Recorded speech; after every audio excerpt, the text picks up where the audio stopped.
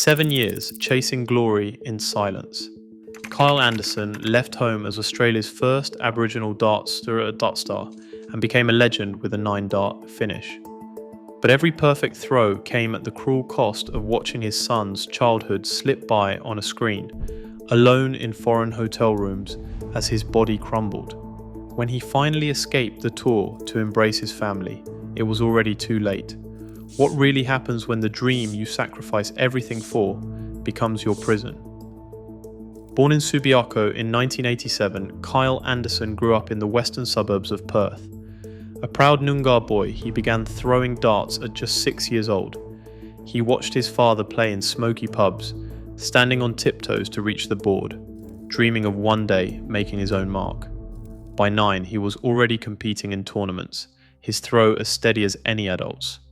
Family meant everything to Kyle. His mum and dad, his younger siblings, his partner Tara, and their little boy Charles. But in the world of professional darts, dreams demand more than talent. They demand sacrifice.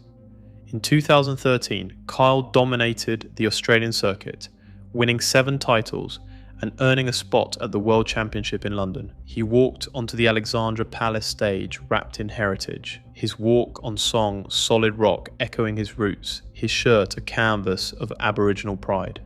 For the first time, an Aboriginal Australian stood before the world's best, not just to compete, but to represent a culture too often pushed to the sidelines. The nickname, The Original, was more than a stage name, it was a badge of honour. Then came December 14th, 2013. First round, facing Ian White down 2 sets to 1. Kyle stepped up and threw perfection. 3 treble 20s, then 3 treble 20s again, then treble 20, treble 19, double 12. 9 darts, no mistakes. The 7th 9-darter in World Championship history. The crowd erupted, commentators lost their voices, and for a moment Kyle looked like he had conquered the world. The £15,000 prize was more than a payday. It was a ticket to the next level, a chance to take his family's future to England. But the cheers faded fast. He lost the match 3 sets to 1, and the cameras caught him trying to smile through the disappointment.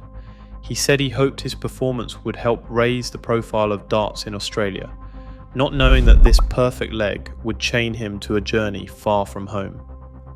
Within weeks, he packed his life into suitcases and boarded a flight to Nottingham.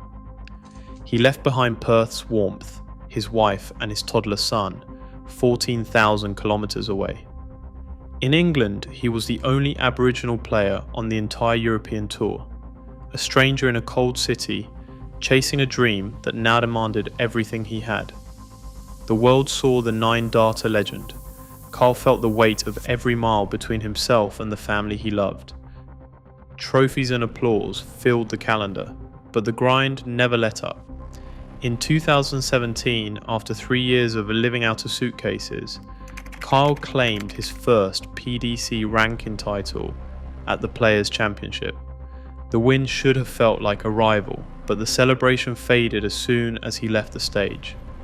1 week later, he crossed the Tasman for the Auckland Darts Masters and faced Corey Cadby in a final that went all the way to 11-10. The Pacific crowd roared for him. Cameras caught him with tears streaming down his face. Clutching the trophy, finally recognised as a champion on home soil. Yet the next day, he was back on a flight to England, returning alone to the same empty Nottingham apartment. That August, his name climbed to world number 39.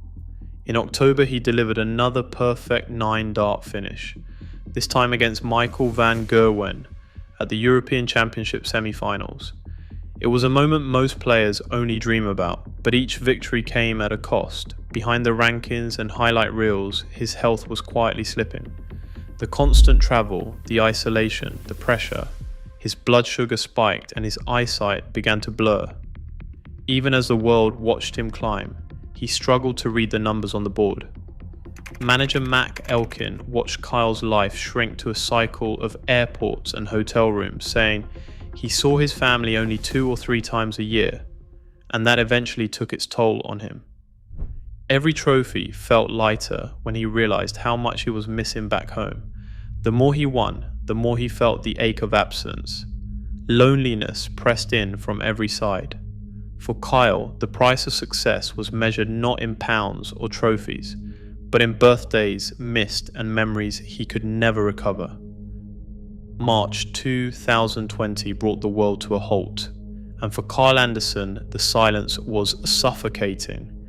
After years of airports and crowded arenas, he found himself stranded by a virus that did not care about trophies or titles. He tested positive for COVID-19 just days after landing in Australia.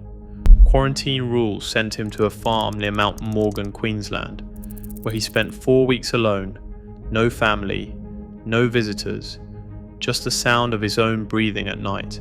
One night, coughing in the dark, he wondered if he would ever wake up again. The fear was real, and for the first time, darts felt a world away. Kyle's body was already carrying too much. Years of stress and missed sleep had made his diabetes harder to control. Now, with COVID-19 attacking his system, things started to unravel. His blood sugar spiked, his kidneys began to fail. Hospital visits became routine, each one a reminder that the damage was piling up faster than anyone could repair. The doctors warned him. Diabetes and infection together were a dangerous mix. Every blood test brought more bad news.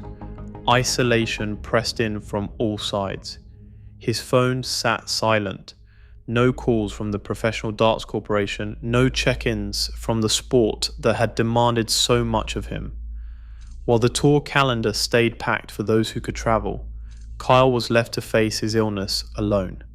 The people he needed most, his wife Tara and son Charles, were hundreds of kilometers away, locked out by border rules and hospital restrictions. Every day he scrolled through old photos, watched his son grow up on a screen, and tried not to let the fear show in his voice during video calls. The tour had taken him away from home for 7 years. Now sickness and silence kept him apart for reasons no amount of sacrifice could fix.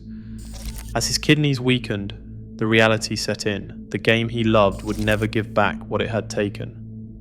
In the quiet of that Queensland farm, Kyle waited, not for a match, but for a sign that he might see his family again before it was too late. In January 2021, Kyle Anderson handed back his PDC Tour Card. The relief was overwhelming. For 7 years, darts had kept him thousands of kilometers from home. But now he chose to be a father again. He said, "It's only fair I hand in my card." After years of missing birthdays and first days of school, he was finally home for the birth of his second son on March 31st, 2021. For the first time, Kyle could tuck both boys into bed, teach them how to throw a dart, and say goodnight in person, not through a screen. Those months became a second chance, filled with backyard games and laughter that had once been just a FaceTime call away. But the damage done by years of stress, travel, and illness could not be undone. Hospital visits grew more frequent. On August 10th, 2021, Kyle posted a photo from his hospital bed with the caption, "Getting all too regular now." The smile in the picture was strained. His eyes were clouded by worry and resignation. He spent every day with his sons as if it might be his last, reading stories, sharing hugs, and trying to make up for lost time he knew he could never truly reclaim. On August 24th, 2021, his kidneys failed. Kyle Anderson died at 33, leaving Tara, a newborn, and a son who had spent most of his childhood watching his father on a screen. The Professional Darts Corporation issued a statement of condolence and kept the tour schedule unchanged, 200 days a year on the road, the same grind that had cost Kyle so much. In June 2022, Simon Whitlock and Damon Heta lifted Australia's first World Cup of Darts trophy, tears in their eyes, dedicating the win to the friend who never got to see it. Meanwhile, a crowdfunding campaign was launched to help Tara and the boys pay the bills. The Darts Tour made £50 million in revenue in 2024, yet Kyle's family depended on strangers' generosity to survive. Kyle's sons are growing up with a legacy, but without the father who paid for it with everything he had. Today, the Darts Tour still demands 200 days on the road, and no health protections exist for players' families. Behind every televised match are children growing up with a parent's absence. Until that changes, the cost of chasing glory remains brutally unfair. What would you change? Let's talk below.